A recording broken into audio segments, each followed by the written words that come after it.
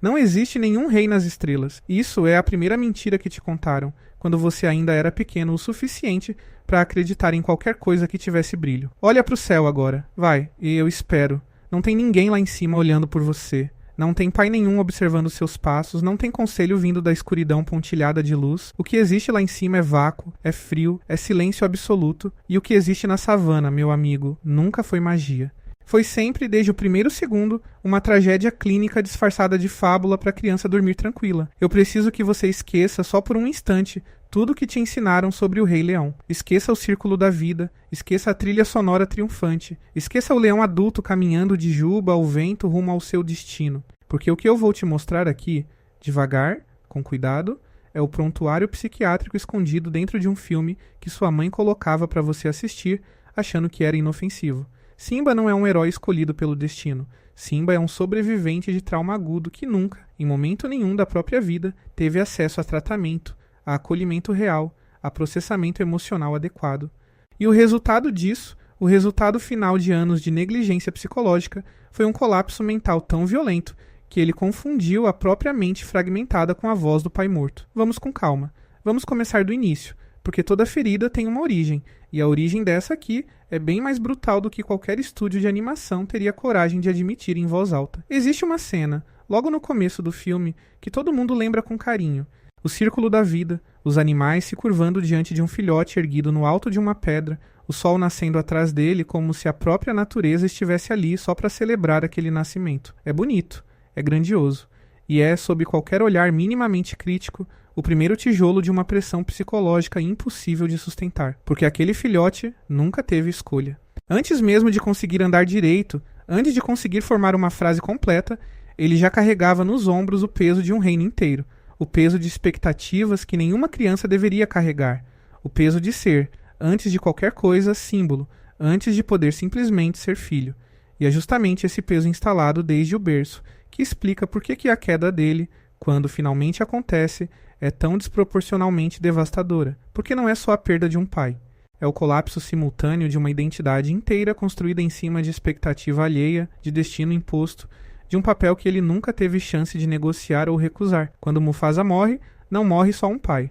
Morre junto, a única estrutura externa que dava sentido para a existência daquele filhote. E é exatamente esse vazio duplo, perda de pai e perda de identidade ao mesmo tempo, que vai fermentar silenciosamente durante anos até explodir do jeito mais violento possível. Um filhote assiste ao próprio pai sendo esmagado por um bando de búfalos em estampida, dentro de um cânion, depois de ter sido empurrado para dentro daquele mesmo cânion por um plano arquitetado pelo próprio tio. Pensa nisso com a frieza que o assunto exige.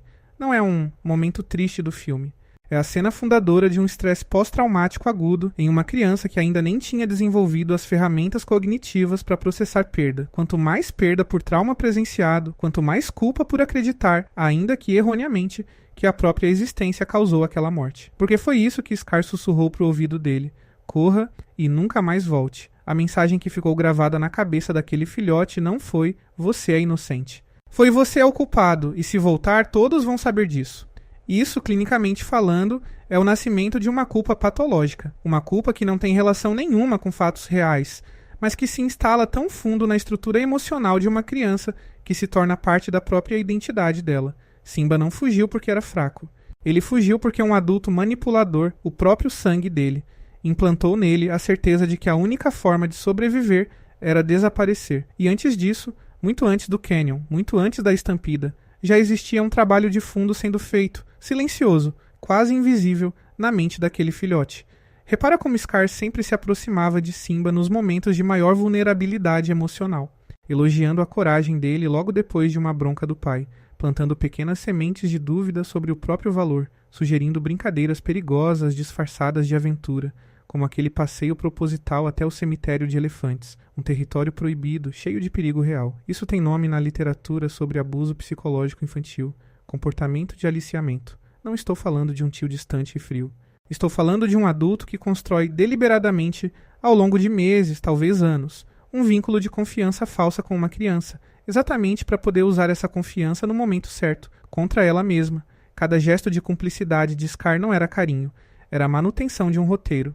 Era um homem adulto ensaiando com paciência cirúrgica o exato instante em que aquele filhote obedeceria cegamente à instrução de ficar parado, sozinho, esperando o pai chegar. E é por isso que, quando a estampida finalmente acontece, o trauma não é só o barulho, não é só a poeira, não é só o corpo do pai caindo lá embaixo. O trauma é a traição.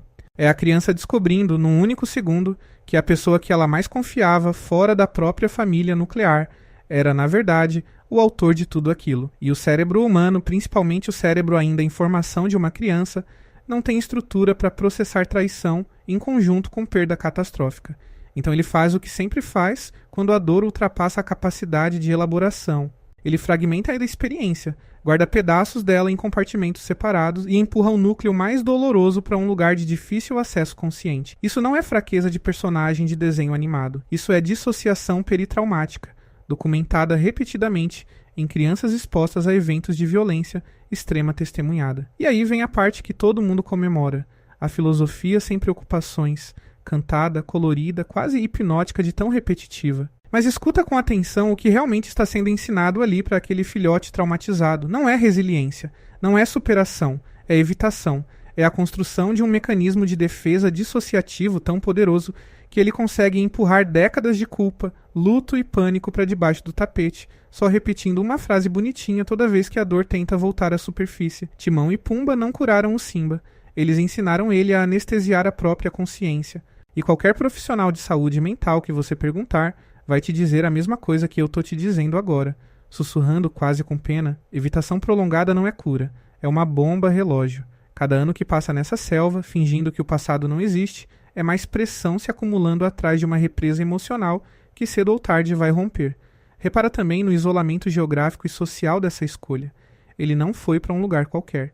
Ele foi para o lugar mais distante possível de qualquer figura que pudesse reconhecê-lo, chamá-lo pelo nome antigo, obrigá-lo a lembrar quem ele era antes daquela noite. Isso também tem nome: esquiva comportamental generalizada, quando o sofrimento é tão insuportável que a pessoa reorganiza a própria existência inteira, geografia, rotina, círculo social, só para minimizar qualquer chance de reencontro com o gatilho original. E o mais cruel de tudo é que essa selva, esse paraíso preguiçoso cheio de insetos e risadas, funcionava. Funcionava bem demais. Anos se passaram sem uma única crise visível. E é exatamente esse tipo de estabilidade aparente que engana todo mundo ao redor, inclusive o próprio paciente, fazendo-o acreditar que está curado, quando na verdade só está anestesiado, esperando o dia em que o anestésico social vai parar de fazer efeito. E foi exatamente isso que aconteceu quando Nala apareceu. Repara como o filme mostra esse reencontro como romântico, quase mágico, quase um respiro de alívio. Mas psicologicamente falando, o que acontece ali é um gatilho catastrófico. A presença de Nala não trouxe alegria pura para o Simba adulto. Trouxe o retorno abrupto e violento de tudo que ele passou anos tentando sepultar vivo dentro da própria mente. O cheiro do lar, a lembrança da mãe, a lembrança do reino, a lembrança do próprio nome antes de virar aquele leão que sumiu. Tudo isso invade de uma vez só um sistema nervoso que nunca teve tempo de se preparar para esse tipo de confronto. E existe um nome para isso também, um nome que qualquer terapeuta especializado em trauma reconheceria imediatamente ao assistir aquela cena de reencontro na floresta. Chama-se reativação de memória traumática por estímulo associativo. O cheiro, a voz, o jeito de olhar de Nala, tudo isso funciona como uma chave virada de uma vez só numa fechadura que ficou trancada por anos. E o problema de destrancar uma porta assim, de repente, sem preparo terapêutico nenhum, é que tudo que estava contido do outro lado sai junto, sem filtro, sem ordem, sem tempo de digestão emocional. Simba não teve a chance de processar aos poucos. Ele foi inundado de uma vez só, no meio de uma briga, debaixo de um sol quente, sem nenhuma rede de segurança emocional por perto, além de 2 amigos despreparados para lidar com aquilo, porque eles também, até aquele momento, desconheciam completamente o passado dele. E é justamente esse estado de inundação emocional, essa reabertura súbita e violenta de uma ferida que nunca cicatrizou de verdade, que deixa o sistema psicológico dele na condição mais frágil possível. Exatamente o tipo de vulnerabilidade que manipuladores experientes sabem reconhecer e explorar à distância, como um predador reconhece o cheiro de um animal ferido. E é exatamente nesse momento de colapso psicológico que entra a figura mais perigosa de toda essa história. Rafiki, preciso que você olhe para esse personagem com outros olhos a partir de agora, porque a forma como o filme apresenta ele é, no mínimo, desonesta. Ele não é um sábio bondoso guiando um jovem perdido de volta para o caminho certo. Reassista com atenção clínica a forma como ele age. Ele persegue Simba durante a noite, no escuro, quando a vítima está mais vulnerável, mais cansada, com as defesas psicológicas mais baixas possíveis. Ele usa charadas confusas, frases quebradas, provocações sem sentido aparente, exatamente o tipo de linguagem desorientadora usada em táticas clássicas de manipulação de grupos coercitivos. Aquilo que a psicologia forense chama de love bombing invertido, uma mistura de confusão proposital com autoridade espiritual forjada, para fazer a vítima duvidar da própria percepção da realidade. E aí, quando a confusão verbal não é suficiente, ele parte para a agressão física. A famosa cena engraçadinha da paulada na cabeça do Simba, aquela que todo mundo assiste rindo desde criança, é, sob qualquer análise séria de comportamento coercitivo, um ato de violência usado deliberadamente para quebrar a resistência psicológica de alguém. Não é brincadeira de velho sábio excêntrico. É uma tática documentada em processos de doutrinação, o choque físico inesperado, usado exatamente no momento em que a vítima tenta se afastar, tenta recusar a mensagem, tenta proteger o próprio equilíbrio mental que levou anos para reconstruir. E note o padrão completo, porque ele segue quase à risca um roteiro clássico de captura psicológica. Primeiro, o isolamento físico, arrastar a vítima para um ambiente desconhecido, longe de qualquer rede de apoio, no meio da noite, no meio da mata fechada. Segundo, a privação de descanso, perseguir alguém que já está exausto, sem permitir pausa, sem permitir que o sistema nervoso se estabilize. Terceiro, a confusão cognitiva deliberada, falar em enigmas, rir sem motivo aparente, misturar sabedoria com nonsense, para que a vítima nunca consiga prever o próximo movimento e, por consequência, nunca consiga se defender dele. Quarto, o choque físico, para quebrar literalmente a possibilidade de fuga racional. E quinto, só depois de todos esses passos cumpridos, a implantação da nova crença. Isso não é sabedoria ancestral sendo transmitida com carinho. Isso é o manual de manipulação coercitiva, aplicado com precisão cirúrgica sobre um jovem que já estava com todas as defesas em frangalhos antes mesmo de Rafiki aparecer. E o que Rafiki implanta, depois de quebrar essa última barreira de defesa, é a ideia mais perigosa que alguém pode plantar dentro de uma mente já fragilizada pelo luto não resolvido. Seu pai está vivo, de um certo jeito. Pensa no peso disso.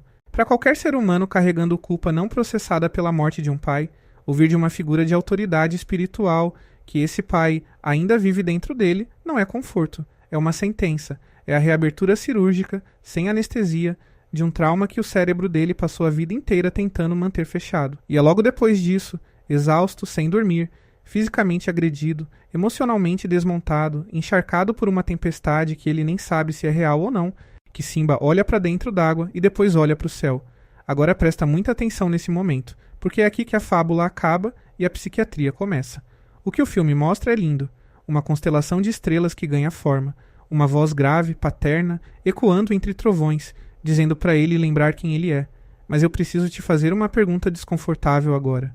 O que você chamaria, num contexto real, fora da tela do cinema, de um jovem adulto, sem dormir há dias, fisicamente agredido, emocionalmente em colapso, sob efeito de estresse extremo, que de repente enxerga o rosto do pai morto se formando nas nuvens e ouve a voz dele falando diretamente com ele? Você chamaria isso de alucinação audiovisual induzida por privação de sono e trauma agudo. Ponto final. Não existe outra leitura clínica para essa cena. É o exato retrato de um episódio psicótico breve, o tipo de fratura mental que a psiquiatria documenta em situações de estresse extremo prolongado, onde a mente, incapaz de suportar mais peso, cria uma saída. E essa saída, nesse caso, veio na forma da última figura de autoridade moral que ele confiava de verdade nesse mundo inteiro. A privação de sono sozinha, sem nenhum outro fator agravante, já é capaz de produzir sintomas psicóticos transitórios em pessoas sem nenhum histórico prévio de transtorno mental. Isso é registrado repetidamente em quem passa por situações extremas de vigília forçada, alucinações visuais simples no começo, sombras que se movem, formas que parecem rostos, depois alucinações mais complexas, vozes, figuras completas, narrativas inteiras se desenrolando diante dos olhos exaustos. Agora soma isso à culpa não resolvida de uma perda que ele carrega desde a infância.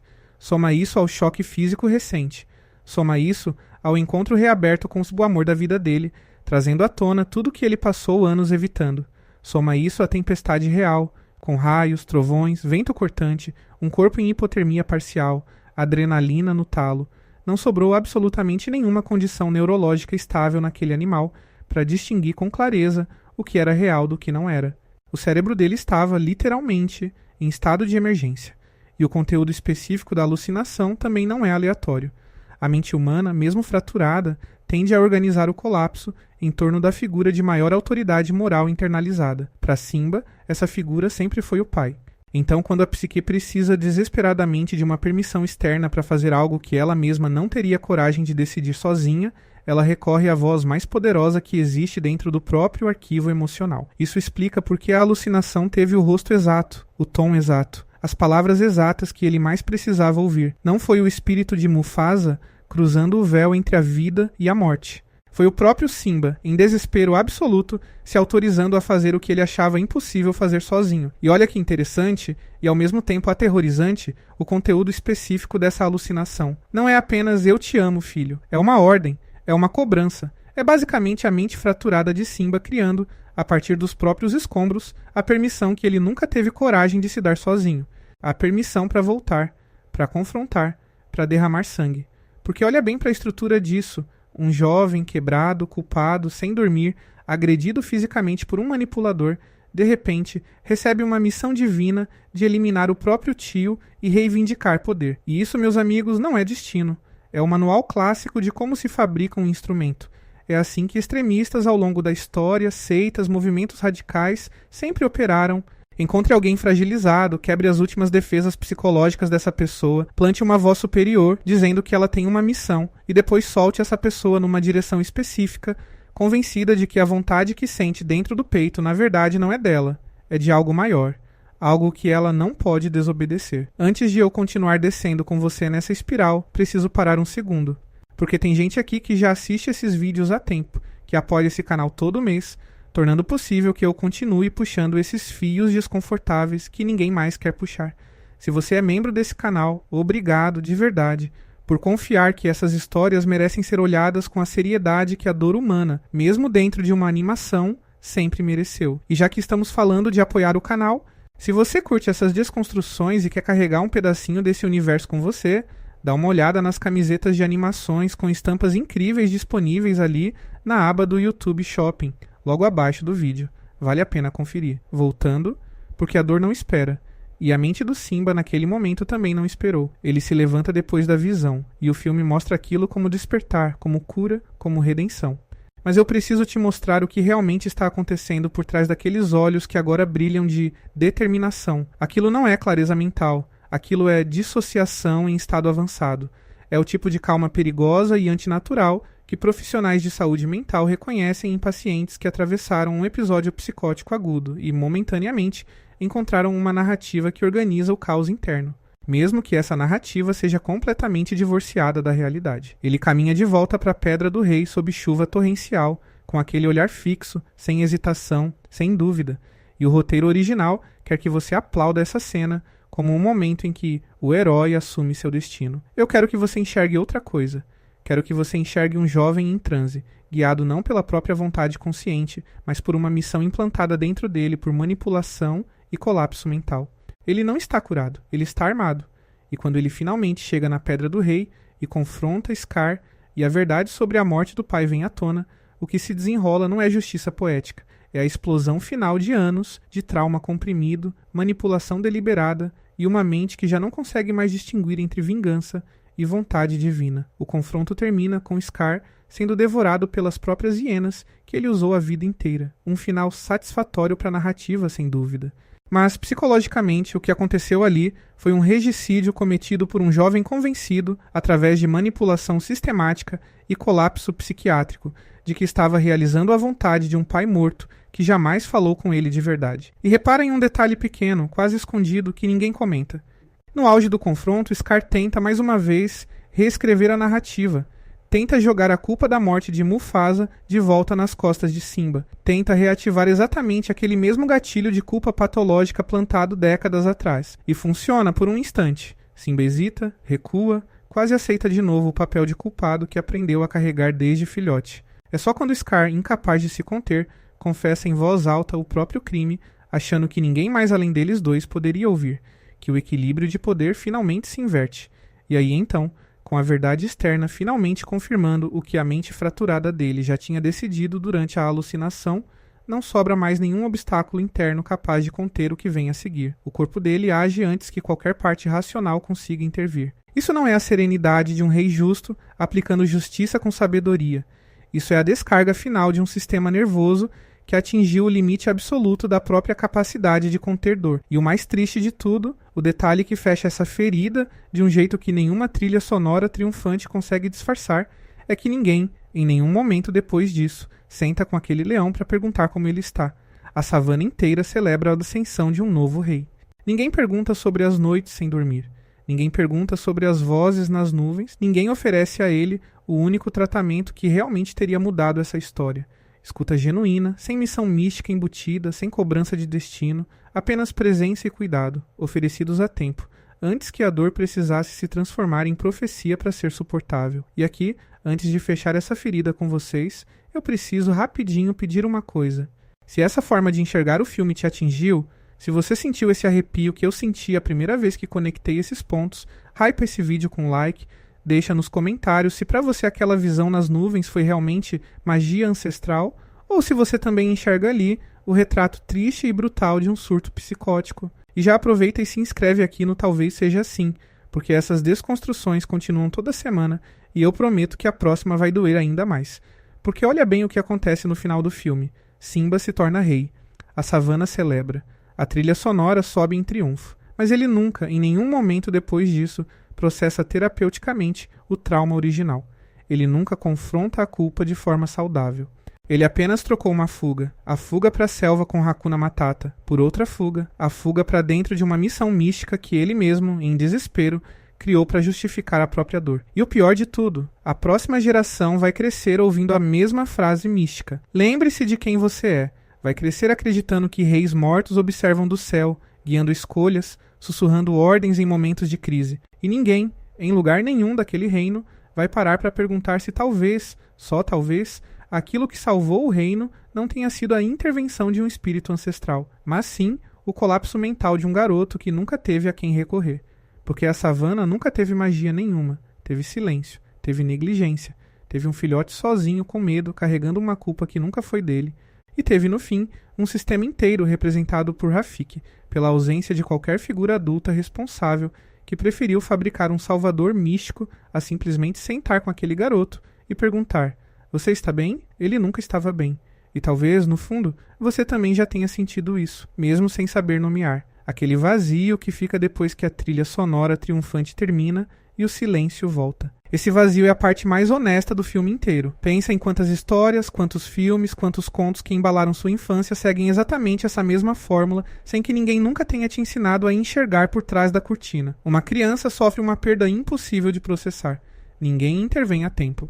O sofrimento se acumula em silêncio, disfarçado de crescimento, disfarçado de aventura, disfarçado de música alegre tocando ao fundo, enquanto a ferida continua aberta por dentro. E quando finalmente aquele sofrimento explode, a cultura ao redor prefere chamar de destino, prefere chamar de coragem, prefere chamar de jornada do herói, a admitir, em voz alta, que na verdade estava assistindo o colapso mental de alguém que nunca recebeu ajuda de verdade. E o motivo de eu insistir tanto nessas desconstruções, o motivo de eu passar tanto tempo escarafunchando o lado sombrio de histórias que deveriam ser só diversão inofensiva, não é destruir sua infância por esporte, é te mostrar que a dor psicológica sempre esteve ali, entalada entre uma cena engraçada e outra, esperando alguém disposto a olhar sem piscar. Porque enquanto a gente continuar chamando colapso mental de destino, continuar chamando manipulação de sabedoria ancestral, continuar chamando alucinação de magia, a gente também vai continuar, na vida real, romantizando os mesmos padrões em quem está ao nosso redor.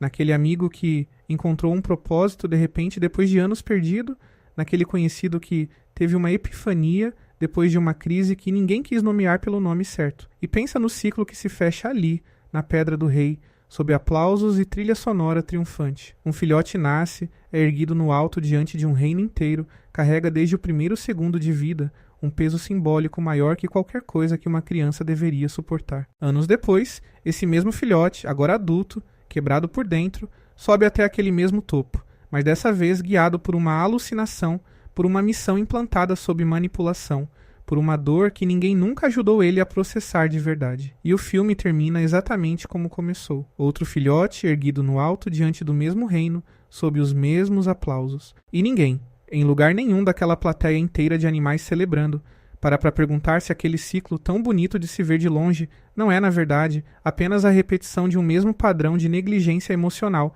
se perpetuando geração após geração, disfarçado de tradição, disfarçado de destino, disfarçado de círculo da vida. Porque é assim que trauma não resolvido funciona, dentro ou fora de uma savana desenhada à mão.